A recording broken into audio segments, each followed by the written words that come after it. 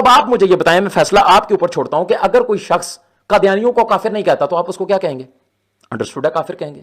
تو جو قادیانیوں کے کفر میں شک کرے تو وہ دار اسلام سے خارج ہے، تو جو فرقہ دیوبند کے اکابرین کی کفریہ عبارات کے کفر ہونے میں شک کرے وہ دار اسلام سے خارج کیسے نہیں ہے؟ وہ رحمت اللہ علیہ کیسے ہو جاتے ہیں؟ تو بڑی معذرت کے ساتھ وکٹ کے دونوں طرف نہ کھیلیں، کافر کو کافر کہنا پڑے گا آپ کو۔ They are quoting Shah Waliullah, Ashraf Ali Thanvi side, they are quoting Tahzir al-Nas, they are quoting from Bihar al-Anwar. This is all gaslighting exercise to digress, to divert people's attention from the main issue. We say anyone who says Rasulullah for himself after Muhammad Rasulullah is a kafir. Anyone who believes in him is a kafir. This is a fatwa. You are misrepresenting every single buzurg, every single elder you quoted from. It's a challenge. You are misrepresenting every single one of those quotes deliberately, and you're throwing things at us deliberately. None of these people they are quoting, Ibn Arabi, Shah Waliullah, Ibn Taymiyyah, or Ashraf Ali Thanvi sahab rahmatullahi alayhim, all may Allah have mercy on all of them. Every single one of their quote is a misquote or misrepresentation. It's either a misquote or it's a misrepresentation of the quote. Okay, and they want us to go down the route of defending all of them one by one. الوقت يدعو مصلحا ومجددا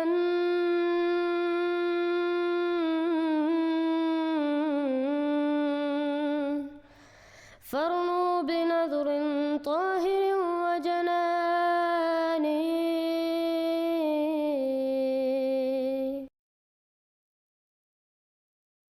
السلام علیکم ورحمۃ اللہ وبرکاتہ۔ الحمدللہ تقریباً روز کوئی نہ کوئی مفتی اپنی آواز بلند کر رہا ہے کہ عدنان اور امتیاز کافر ہو چکے ہیں، یا کہ ان کو شکست ہو چکی ہے، یا کہ وہ کفر کا دفاع کرتے ہیں۔ الحمدللہ اس منازع کے بعد پاکستان میں بہت شور اٹھا ہے اور بہت سارے مسلمان نوجوان جماعت اسلام احمدیہ کی تحقیق بھی کر رہے ہیں اور ان مناظروں کو سن رہے ہیں۔ الحمدللہ بلکہ ان کے مفتی بھی میرے مناظر اب سن رہے ہیں، اور ہم دعا کرتے ہیں کہ اللہ تعالیٰ ان کو ہدایت بھی دے، آمین۔ آج ہم آپ کو ایک اور مفتی کی ویڈیو دکھائیں گے جو امتیاز اور عدنان کو بے نقاب کرتا ہے کہ یہ لوگ ایک طرف کہتے ہیں کہ یہ عبارات آپ پیش نہ کریں، اور ساتھ ہی ان مؤلفین کو رحم اللہ کہتے ہیں، اور خود یہ لوگ دیوبندی ہیں۔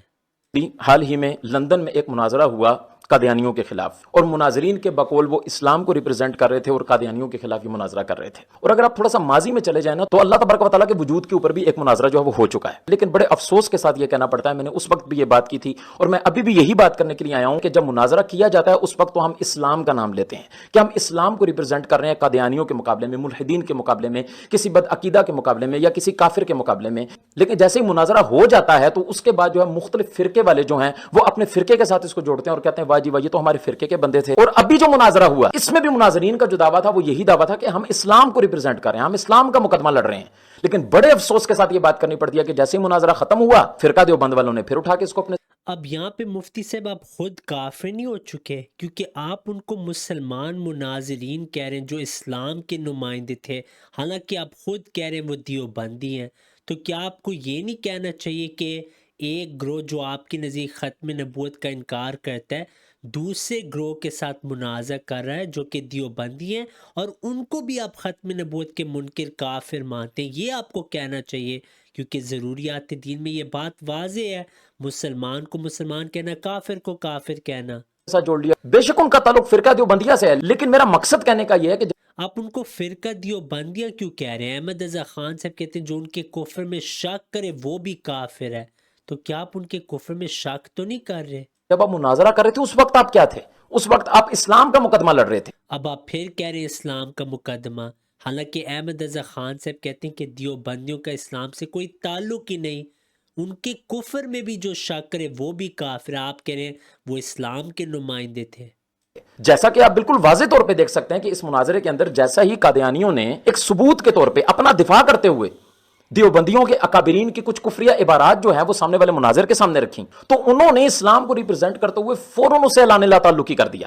اگر کوئی دیوبندی ہے وہ اسلام کو کیسے ریپرزینٹ کر سکتے ہیں؟ اگر دیوبندی آپ کے نزدیک کافر ہیں، آپ کفر کو اسلام کہہ کے خود کافر ہو رہے ہیں اپنے فتوے کے مطابق۔ جیسا کہ آپ نے ویڈیو میں دیکھا انہوں نے واضح طور پہ کہا کہ بھئی ہمارا اس سے کوئی تعلق نہیں ہے، یہ ہمارے مسلمات بھی نہیں ہیں، ہم اس کا دفاع بھی نہیں کرتے، ہم اس کو آن بھی نہیں کرتے۔ انہوں نے یہ اس وجہ سے کہا تھا کیونکہ ان کے پاس کوئی جواب نہیں تھا، لیکن بعد میں وہ کہہ رہے تھے ہم نے غلط تعویل کیا ان کی عبارات کی، حالانکہ ان کے اپنے علماء نے انہی عبارات پہ کفر کے فتوے لگائے ہوئے ہیں۔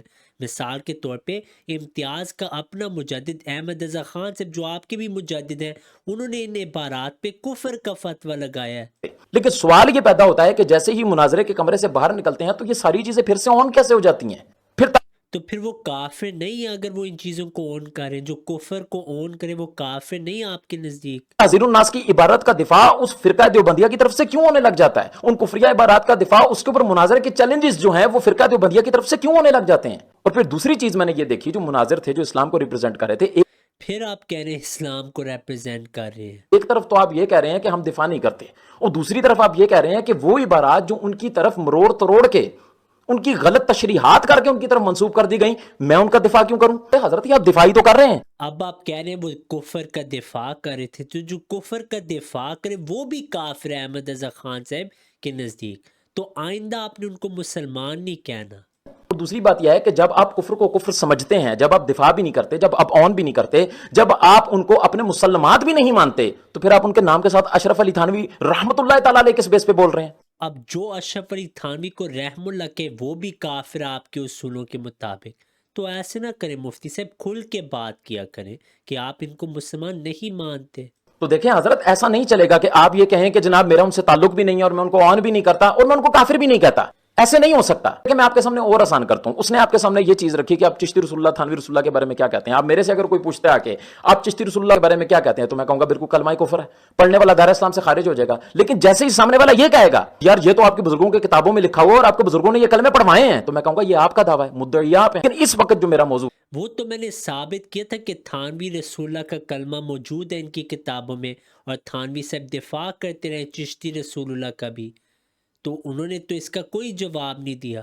اس وقت جو میں سمجھانا یہ چاہ رہا ہوں، جب آپ کے سامنے تحذیر الناس کی عبارت رکھی گئی تو آپ بھائی غور سے سنیں، اب یہ کھل کے بات کرے گا۔ وہ کہتے ہیں جب تحذیر الناس میں نے پیش کی، آپ کو یہ چاہیے تھا کہ آپ اس وقت یہ بات تسلیم کرتے وہ کہتے ہیں کہ امتیاز عدنان کو تسلیم کرنا چاہیے تھا کہ یہ عبارت بھی کفریہ ہے اور اس کا قائل بھی کافر ہے۔